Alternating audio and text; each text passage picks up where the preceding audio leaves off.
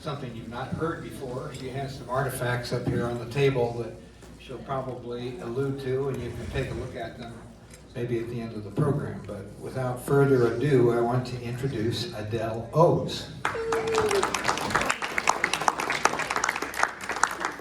Thank you all. And some of you have been praying for me because you know I've really been nervous about this. And I really appreciate it. The other thing that's really good is I forgot my glasses, so I can't really see your faces. That will help me. We're all smiling. We're all smiling. Oh, thank you. I am Adele O's. I am a native Sacramentan. I was born and raised here. How many are native Sacramentans? Okay. We are all living histories about Sacramento because we've been here for so long. And I am a living history of Sacramento. But what I wanted to share with you today is how those of you who were not raised in the West Coast may not be aware that during World War II, every person who was Japanese or had any Japanese in them who were living in Oregon, Washington, or California were removed from their homes and put in 10 concentration camps throughout the United States for the duration of the war. And so I've been asked if I would come, and I was asked, what would you like to talk about? And I said, oh, I'm going to talk about internment. So I was not born in one of the concentration camps. I was born shortly after World War II.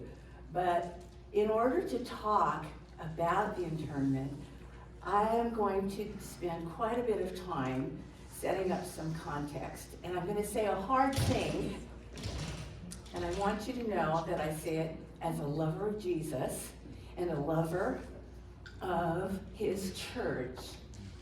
This country has a history of systemic racism, and they put it into their immigration laws. So I'm going to do a little context before I talk specifically about the internment.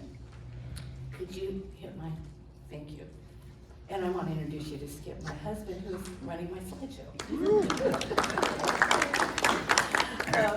So immigration in the United States, the first immigration legislation was in 1896. It's the Alien and Sedition Acts. Who remembers U.S. history? What was the Alien and Sedition Act, Carmen? Do you remember the Alien and Sedition Act? You didn't ask me if I remember it. Oh! All right. The Alien and Sedition Act basically said that the United States reserved the right to send anybody who engaged in sedition to strip them of their citizenship, and they had to leave the United States. And almost congruent with that, they passed their first Naturalization Act. And that Naturalization Act said that they would open U.S. citizenship to any free white male who came to the United States and fulfilled a couple of other 2 years of residence and a couple of other things. So in 1882, the United States passed the Chinese Exclusion Act. Can you guess why? Railroad was done. The railroad was done. Yeah, the railroad was done. They imported Chinese contract laborers because they were cheap and there was a famine in China. And so they came by the hundreds, and from Sacramento to Utah, they built most of the first transcontinental railroad. But then they were done. And some of them stayed. A lot of them stayed. And they would bring people over. They would say, okay, I can make enough money to eat, so come.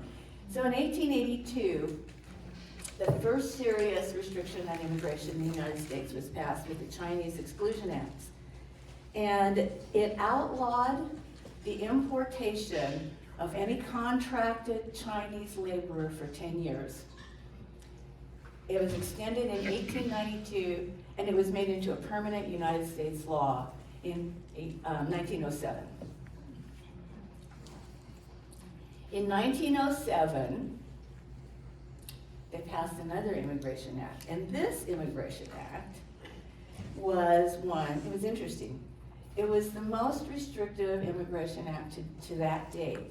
And that Immigration Act said that they didn't want people who were disabled, they didn't want people who carried diseases, they didn't want people who they said might be idiots or imbeciles, paupers, polygamists, convicted criminals.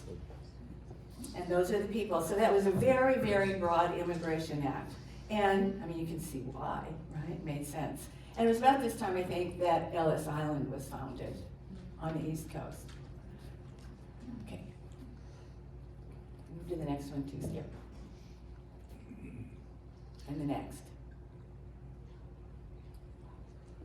Okay. This is the first Immigration Act that specifically bars the immigration of Japanese nationals. And what it does is Japan was in the late 19th century was a growing global power, more so than China. And I don't know if you know any native Japanese people. We are very prejudiced. And I have to tell you that when I was growing up, my family and almost all the Japanese people, even though we lived in the part of town that was considered derelict, we all consider ourselves better than all of you. So, but the Japanese were very imperialist, and so in an attempt to cap the number of Japanese people that were immigrating, there was a gentleman's agreement between the government of Japan and the United States government, and into that Immigration Act, they wrote a clause restricting Japanese. Okay, I think I have to go to the next slide, Skip. Float it, okay.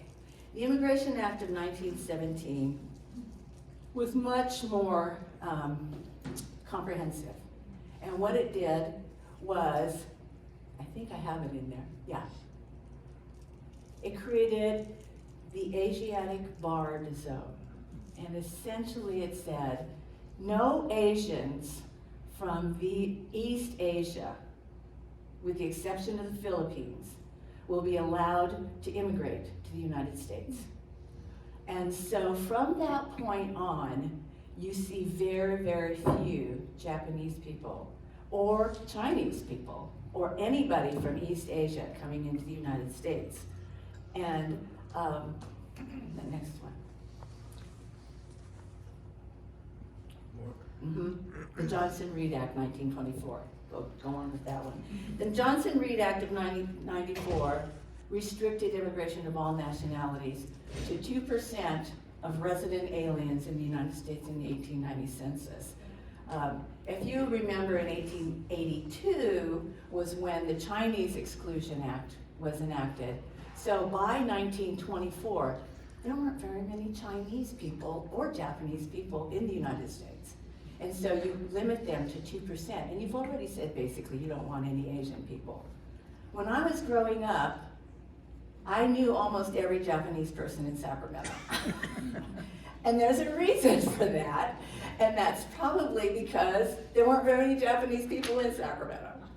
So that's the basic background of the immigration. But there's also a couple of other parts of the context that I would like us to talk about, or I'd like to talk to you about. And the first one is naturalization. You all know how naturalization works in our country? How long do you have to live here? 5 years, okay? You have to pass an English language test, you have to pass a test, you have to pay a fee. In the 1880s, about the same time as the Chinese Exclusion Act, all the Western states began writing into their constitutions ways to keep Asians from naturalizing. So they also began writing into their constitution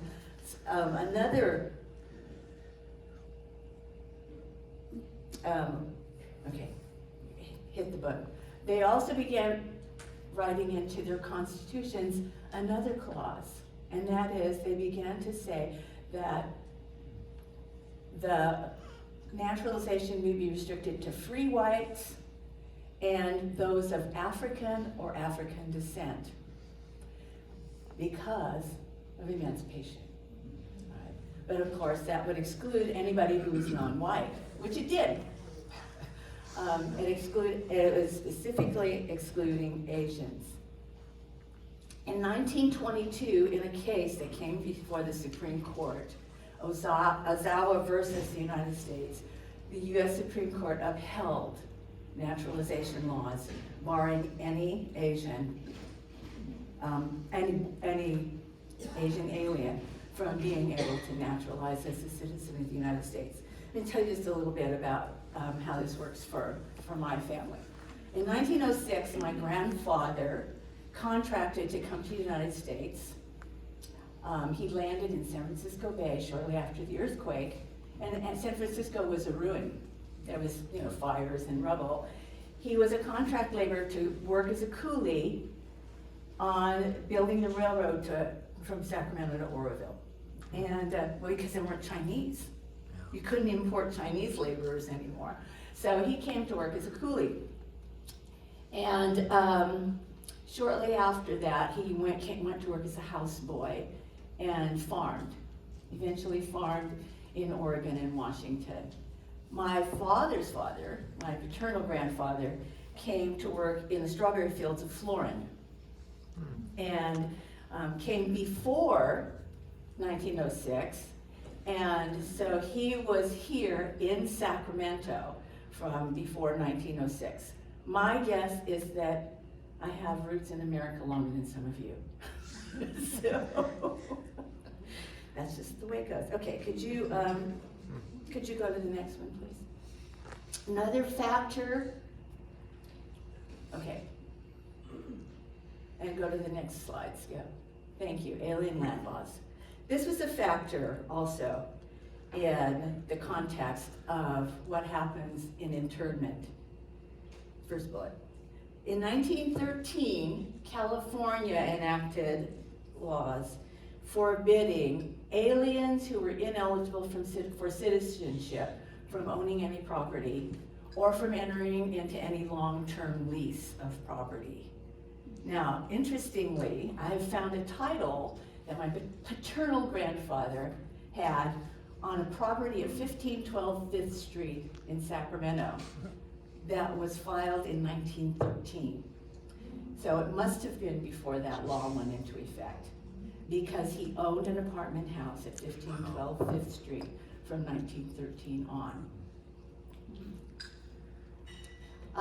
One of the ways that people got around this was that they, for a time, what they would do is they would buy property, but they would buy it in their children's names. So you're an alien Japanese person and you open a business on 4th Street between O Street and N Street in Sacramento. And you can't buy the property because you're a Japanese alien, but you have a son. Say you have a son in 1920. You can buy that property in your son's name, which many people did. They bought property in their children, American-born children's names. And that was eventually stopped as well, but not before some people actually came to own property. Okay, go on. California was the first of 14 states to enact alien land laws. And go on.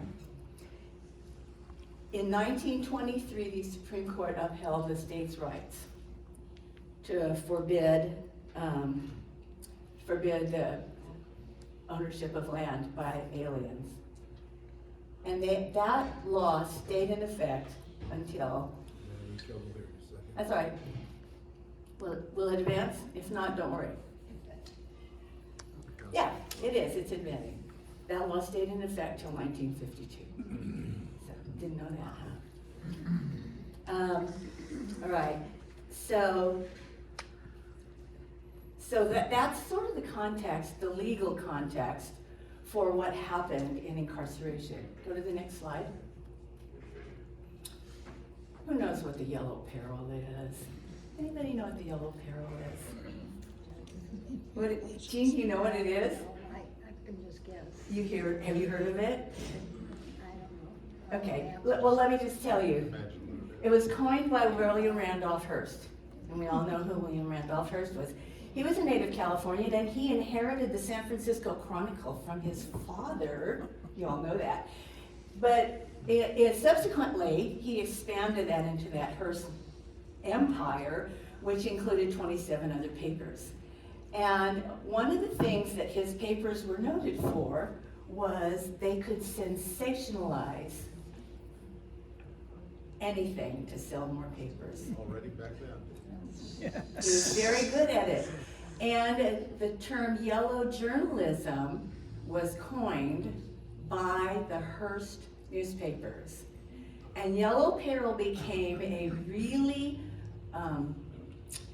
comprehensive way of describing the fear that could be generated of Asian coming over and taking over the United States.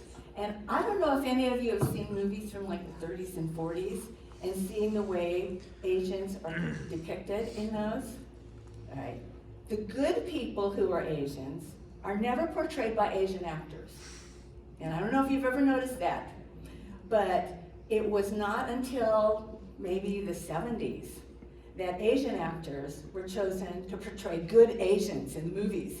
Usually, the good Asians in the movies were done by white actors who were made up because Yellow Peril perpetuated the fear of Asians, and it perpetuated the fear both of Asians for taking their jobs. Does that sound familiar to you? And the fear of the evil Asian man seducing the white woman and destroying the purity of the white race. And the yellow peril was very, very present in the United States of America when World War II happened. Okay, hit the next, hit the yeah. So we all know what happened, Pearl Harbor, right? The Japanese attacked the Navy.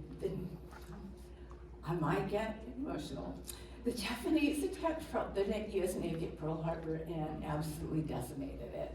And thank goodness, the president went to war the very next day. Of course, because of all the context that I've shared with you, there was immediate fear of sabotage by Japanese aliens. And so, on February, let me see if I have this right. Yeah.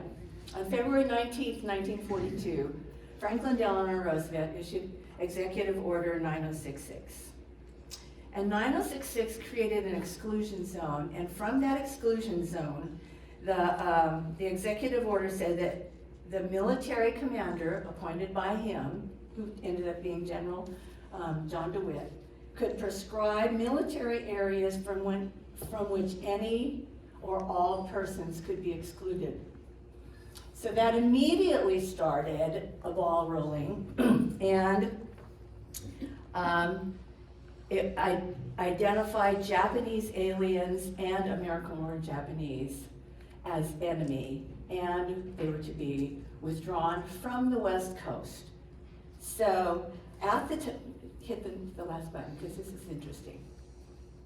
At the time, Pearl Harbor, living on the entire West Coast in the three states, there were 40,869 Japanese aliens. And that would just be people who had emigrated directly from Japan. Okay, hit the next one. Interestingly, in Los Angeles, the city of Los Angeles, the number of Italian aliens was 51,923. Hit the next button. The number of German nationals living in Los Angeles at the time of Pearl Harbor was 17,528. And the year before, one of the largest gatherings of American Nazis had happened in Times Square. And thousands of German Nazis appeared in Times Square. But The Japanese, of course, all look different. So it's much easier to remove them. Next slide. Yeah, Mark. So those are part of the Axis powers, Italy, Japan, and Germany during World War II. Right. So I wanted to just clarify so that I can start using the terminology. There's 3 generations identifiable in this whole history. The Issei are the alien Japanese, and those are the ones who came from Japan, and those were the ones who were excluded from becoming citizens. And it comes from the Japanese number 1, Ichi. All right? The second group are the Nisei. And the Nisei are the first American-born Japanese. It comes from the Japanese number 2. And the Nisei then become those who were born probably starting around 1913, maybe a little earlier and on. And then the last one is the Sansei, the American-born children of the Nisei, and they come from the number 3. And I'm a Sansei. I'm a fairly young Sansei. I'm a real young. I'm among the first of the baby boomers. I have some cousins though who were Sansei born in incarceration. All right, go to the next slide. On April 1942, they all evacuees were told that they had up to 2 weeks to liquidate all their assets, and they were to report, and they were bused to assembly centers. And assembly centers were, hasty. In 2 months, they had to find a place to put all these people. In Los Angeles, up to Santa Barbara County along the coast, all of those people went to Santa Anita, and there were 19,000 of them, and they were housed in Santa Anita at the racetrack. San Francisco, yeah. There was also a camp at the Torrance Airport. Say again? There was also a camp at the Torrance Airport. There were a number, right? Yeah. There were a lot of My those best assembly friend, my centers. best man was there. Oh. All right, well, in Sacramento, where McClellan Air Force Base is, that's where they were sent. It was called Willerga, and my dad was to Willerga. There was also one at Tanforan for the East Bay, Tanforan Racetrack for the East Bay. All right, what happened though, and this was unfortunate, is that the government got all these people into these places, but they didn't really have any place for them to go. They were just going to be in these assembly centers. They were building the camps, but if you think about February 1942, trying to build a camp to hold, or 10 camps, to hold 120,000 people, and you're fighting a war, it takes a different kind of effort. But they did it because after 2 to 4 months, everyone was sent to an internment camp. This picture, I found it among my mother's stuff. I don't think it's the one they were at. My parents were at the largest of the camps. This picture is probably of one of the camps in Arizona. 10 camps were built, all in desert places, away from any population centers. So, and this is an example. You can see the barracks and sort of what they looked like. So could you go to the next slide again? And go to the first bullet. All right, I love this. The internment camps were built in blocks, and they were surrounded by barbed wire, and at every so few hundred feet, there would be a watchtower, and there would be an armed guard. They were called relocation camps or internment camps. The euphemism was that the guards were not protecting the people inside from any outside threats because the guns all pointed inward, right? Go ahead, Skip. So there were a total of 10 camps. The largest camp was in Tule Lake in Modoc County. And if you don't know where Modoc County is because you're not from California, let me tell you. Modoc County is the county up in the northeastern corner of California. Currently has less than a total population of about 10,000 people. It's very sparsely populated. The other one in California was Manzanar, and if you drive Highway 395, you can see Manzanar because it's right there on Highway 395. There were also 2 in Idaho at Jerome and Minidoka. There was 1 in Utah at Topaz, 2 in Arizona, Gila River and Poston, Heart Mountain, Wyoming, Amache, Colorado, and the furthest was in Roar, Arkansas. There were also a number of those federal detention centers, mostly on Army fort incarceration areas where they had Army jails. And the ones who got there were people like mostly Issei, who had run like Japanese language schools, or they had chairmen, or had run Japanese cultural institutes. They were priests of the Japanese churches. And those were the people. They were sent to other camps. They were actually jails, and many of them just spent the war in those jails. Kind of like, we did to all of the Arab-looking people when we sent them to Guantanamo Bay for a decade. The camps were organized into barracks, and I think, is there another, oh yeah, I just already said that. Keep going. Thank you. Okay, good, stop there. That last bullet about relocation, one of the caveats, or one of the clauses about being taken to the internment camp is, it was called the War Relocation Authority because if you could find sponsorship outside of the exclusion zone and work, then you could leave camp to go work. And so my mom got a maid job living in the basement of a dentist in Detroit, Michigan, and was able to leave. My uncle, her next youngest brother, was able to get contract labor working at a farm in Utah, so he was able to leave. My grandfather was able to get seasonal work working, this is my grandfather's 60s, in his 60s, this is how he gets out, was able to get work building a railroad in Idaho, and so he was able to leave. Wow. The interesting thing was my grandfather was able to leave, but he had no way to take his family. So they stayed in camp, and Grandpa went, and he worked on the railroad in Idaho. But you could relocate yourself if you could get a job outside the exclusion area. I have a couple of pictures. This first picture is a picture of Tule Lake. And you can see that this is what a barracks looks like. These were 2x4s covered with tar paper with a tin roof. Each of them was 20 feet wide and 100 feet long, and each was built was divided into 4 apartments. So each apartment was 20 feet wide and 25 feet long, and each had a pot-bellied stove. Now my mother came from a really large family, 7 kids, and my grandmother and grandfather and her brother. So they got 2 apartments, and one apartment was for the 3 grown-ups, Grandma, Grandpa, and Uncle Keto, and then the other apartment was for the 7 children, who ranged in age from 22 to 9, from 22 to 9, and there were 7 cots for them, and that was where they lived, and they had a pot-bellied stove.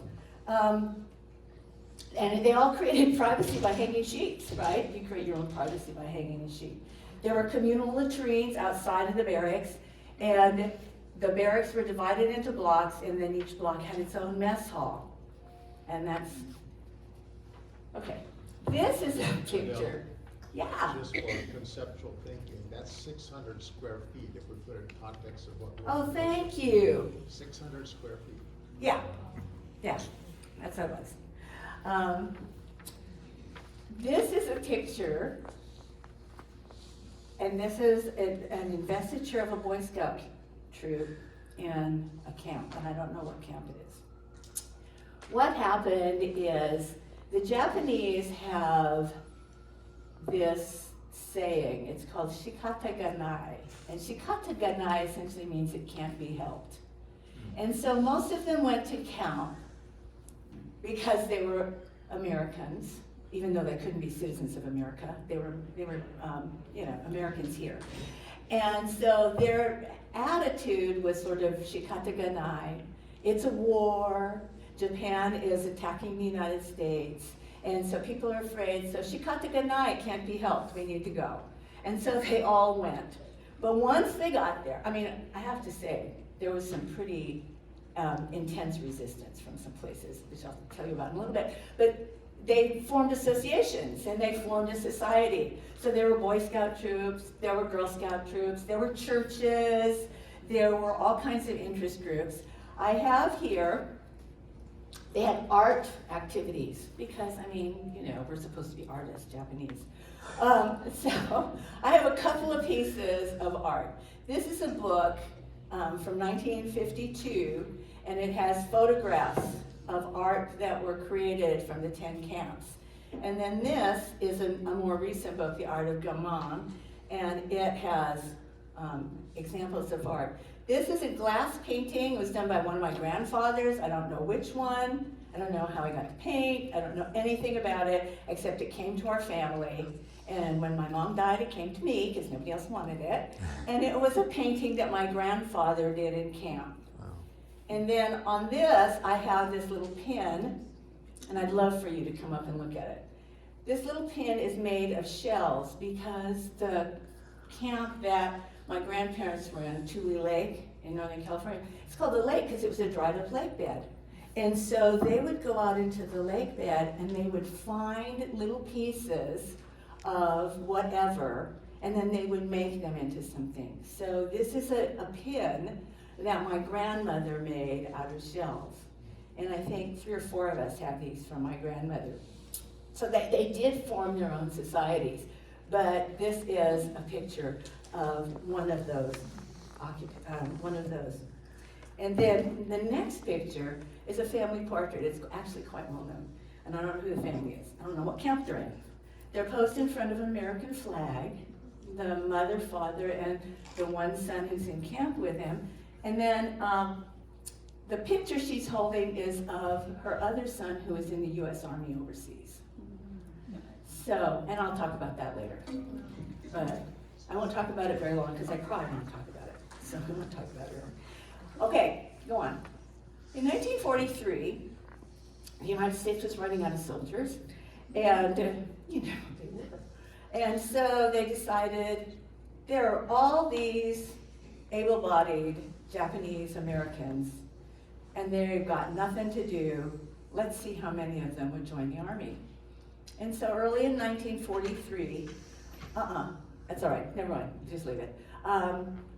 The Department of the Navy, the War Relocation Authority, and one other civilian authority distributed a questionnaire in the camps. It was called the Loyalty Questionnaire, as it came to be called. And it was a series of questions, and they were trying to find out, based upon these sort of innocuous answers, where did you live, how many in your family, do you go to church, what church do you go to, what school do you go to, blah, blah, blah. But they were trying to establish how American you were or how Japanese you were. And they would use that to figure out if they could trust you to join the Army. Well, what happened was there was an immediate controversy over question number 27, which is, are you willing to serve in the armed forces of the United States on combat duty wherever ordered? Most of the people answered yes. But some said, wait, I'm an American citizen, and you are asking me out of a concentration camp to volunteer for the United States Army. I don't know if I'm going to do that, right? There were some who did that, okay. And then question 28 was a little more loaded. Question 28 was, will you swear unqualified, oh, it's in red? All right, unqualified allegiance to the United States of America and faithfully defend the United States from any and all attacks by foreign and domestic forces, and forswear any form of allegiance or obedience to the Japanese emperor or any other foreign government, power, or organization. Almost everybody answered yes, yes. But if you answered no, no, then you were considered disloyal, you were considered eligible for either being repatriated to Japan repatriated to Japan if you were a Japanese alien, or expatriated if you were a Nisei who wrote no. And in the end, after about a year and a half, about 16,000 people did say no. But one of the things that was an unintended consequence is that any Japanese alien who answered yes became a stateless person. When my grandparents answered yes, they forswear any citizenship they had to the only country where they had citizenship was Japan, but they couldn't become citizens of the United States. And so from the time they answered yes for the rest of World War II, they were stateless. I know, it's pretty amazing, isn't it? It's hard to think of, but that happened. What also happened was that when the Army did not get the volunteers that they expected everybody was gonna volunteer, and they didn't. But they did draft some. And, but the interesting thing was, and this is kind of funny, my dad always said that he volunteered for the Army, but was rejected because of his eyes, but I don't think so. I think he volunteered for the Army and they didn't want him because he was Japanese. But in 1943, they needed soldiers. And they figured by this questionnaire, if you answered yes, they could draft you, and they did. They drafted Niseis out of camp and into the Army. This is going to be hard for me, so. They formed the 442nd Regiment. This is a book called America's the Story of the 442nd Combat Team. And all segregated, all Japanese combat team, Hawaiians and Nisei, mostly from camps. And they were recruited to go and fight the European War. This is in 1943. My father landed at Anzio, and he fought up the Italian boot up into the Po Valley campaign. Other parts of the 442nd went into France and fought into Paris, and others, the artillery unit of the 442nd, went into Germany and fought from the northern part of Germany down towards the south, and eventually liberated Dachau. So this group of soldiers,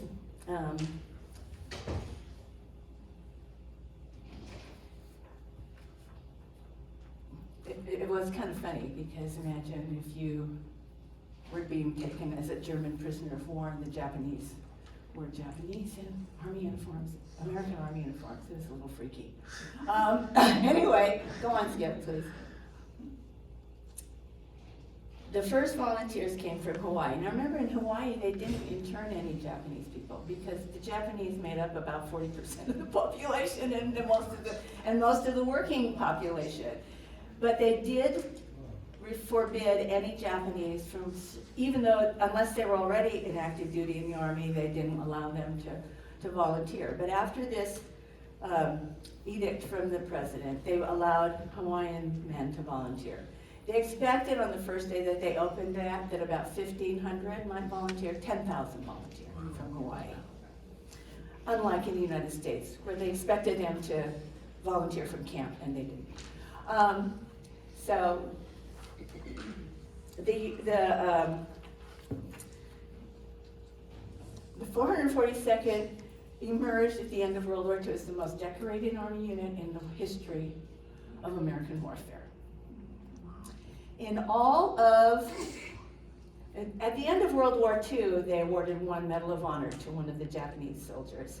But in all of American history, 16 million soldiers served up until World War II, And 2% of all of those who served received medals of honor. From the 442nd, they were recognized in 1960, and several received medals of honor then, 21. Out of 18,000 who served, it ended up that 11% of those received medals of honor. I think the intent was they wanted to prove that they were Americans, and so they did. And this book, how many of you have heard or seen Boys in the Boat? Has anyone seen or heard of it? Okay. Daniel James Brown, who wrote Boys in the Boat, wrote this book called Facing the Mountain, and it's the history of the 442nd Regimental Combat Team. I have to confess, I've had this book for 3 years. It took me over a year to read it. I had to put it down because it made me so sad at times. I would start crying and I'd have to put it down because this traces the timeline when my father went to Italy and fought in the 442nd. But it's a fascinating book. And I have a picture here of my father on leave. You know, when he got married to my mom, they didn't have a wedding per se, and so they certainly didn't have a wedding photographer. So what they did was, when he got out, they went and had a picture taken of him in his army uniform. Okay, so how it ended in resettlement. On December 7th, 1944, FDR lifted the ban on resettlement to the western states, and some people decided to go back, but not many, because, ta-da, next. There were no, well, yeah, there were. The racial barriers were still there. So in Monterey, a group of farmers and business people formed an association. And the association's express purpose was to prevent Japanese from coming back to live in Monterey. In Fresno, any place that had been vacated by Japanese that had not already been looted was burned. In other parts of the state, there was just real resistance to having Japanese people come back. My own father was a mechanic, and he came back and couldn't find work as a mechanic. It's funny because in the 60s I was working and I had to go to a machine shop to pick up something for my employer, and as I signed my name, and he said to me, "Do you know Ken Nishimura?" And I said, "Oh yeah, that's my dad." And he said, "Well, you know what? In 1945, I was the only machine shop or garage in Sacramento that would hire Japanese mechanics. Your dad came to me, worked for me first when I got back from the war." It was like, what a neat thing for God to let me see that, right? And to meet that man. That was like, wow. But there were pretty significant racial barriers. In 1952, alien land law bans were lifted and naturalization laws were lifted.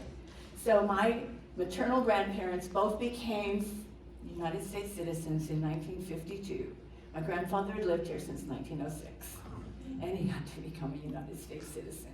In 1956, my grandpa, whose family owned land in Japan, went back to Japan. And as part of the armistice, anybody who owned land lost their land, and there was just a whole land redistribution as part of the armistice, right? So he didn't have any land. So he said he's never going back again. And he died in like 1987 and never did go back. He was done. Done with Japan. But that, okay, I think that might be, is that the last bullet I have on that one? Yes, redemption. I told you to have a redemption story. So there's a redemption story in this. Give me the first bullet, Skip. A conversion redemption. Remember I told you that 19,000 Japanese from Los Angeles were housed in Santa Anita? Well, I have an auntie by marriage. She was widowed, very young, with 2 children in LA. And when World War II came, she had a 5-year-old and a 3-year-old. And she was working as a maid in a Japanese hotel so that she'd have a roof for her kids. And she got sent to Santa Anita, and she was living in a horse stall, and she always said it was a blessing because she didn't worry about a roof or food. And in the very next stall, there was a little Issei lady who was going blind, And she would ask my Auntie Nami if Nami would come over and read the Bible to her. And so my Auntie Nami would go over to the next horse stall and read the Bible to this lady, and as a result, she became a Christian. My auntie became a Christian in a horse stall at Santa Anita Racetrack. So it's just, I mean, God is everywhere. He just is, and we can find him. Okay, the second redemption story is a little romance story. And some of you might have been in Refresh a few years ago when I told the story about my mom. So could you bring up the next one? This is a picture of my mother's yearbook in like 1938 or something. And she was a farm girl, oldest of 7 children in a Buddhist family. And she was destined to be a farm wife. My grandfather had tried to arrange a marriage with a farmer in western Idaho before the war, and she had refused it. And so she went to Tule Lake, and she and her brothers and sisters were living in this, did you say 600 square feet? About space. But she got a job, everybody had to work. My grandfather ended up being the cook in the administration building for the white administrators. My mother ended up being a waitress in the mess hall in her block. And she was a waitress in the mess hall, and in the barracks right next to her were all the bachelors from Sacramento. And they all ate in that mess hall. And so let me just tell you what happened.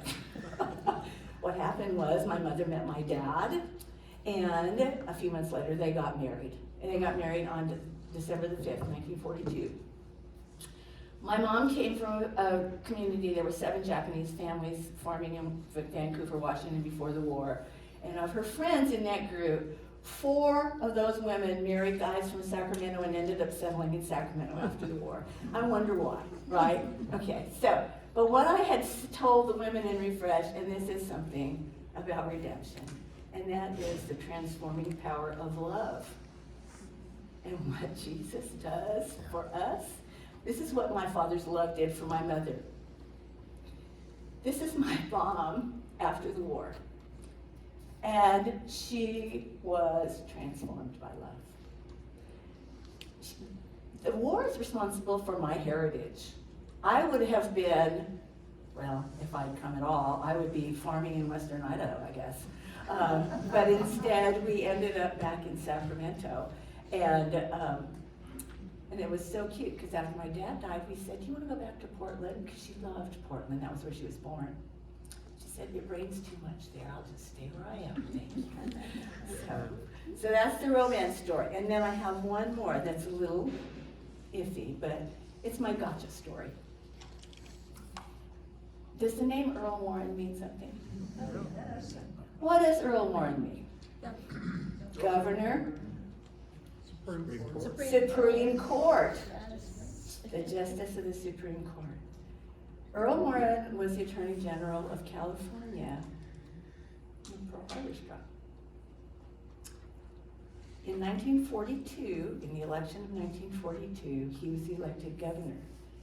And one of his campaign, one of the centerpieces of his campaign was that he was instrumental in securing the removal of the Japanese from West Coast.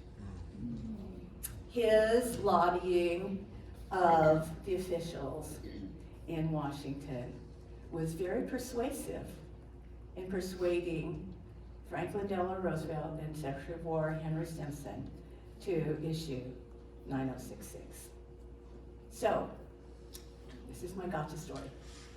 After the war, my dad became kind of a big shot in the first ever all Japanese VFW, Veterans of Foreign War Posts. And he was the first person of any Asian descent to be elected to a county council seat in any VFW, whatever. It was a big deal.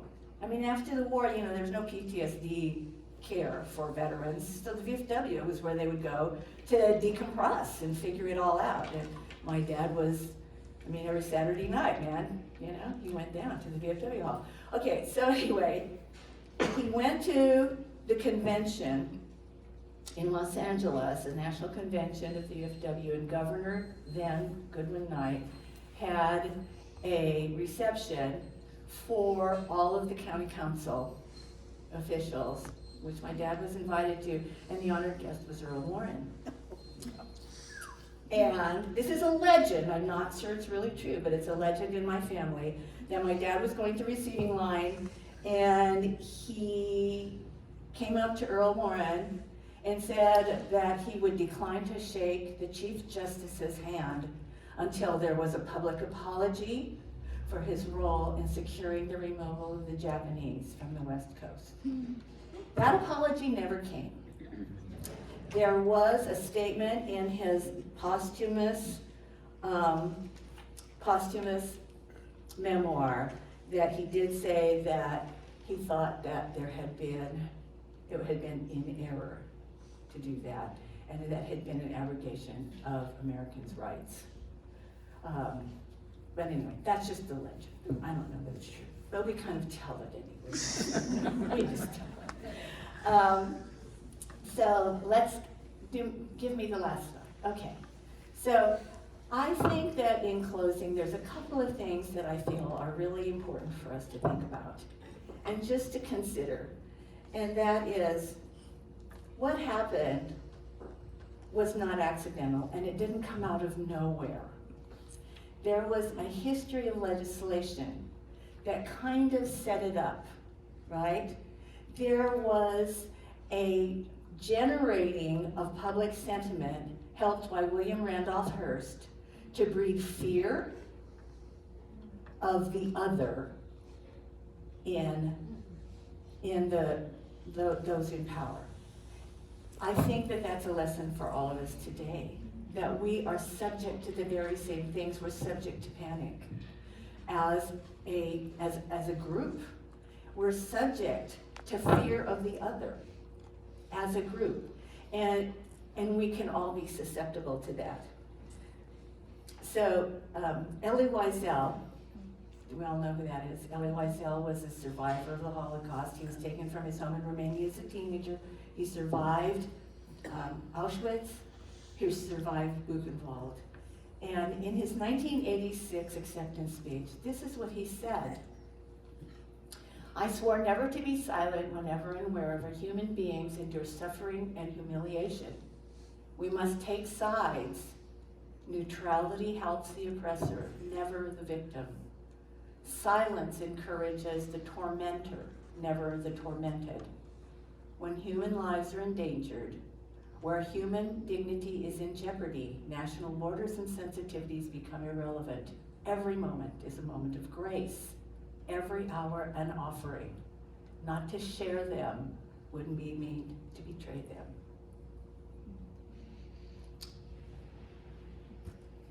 Thank you for letting me go on. Great.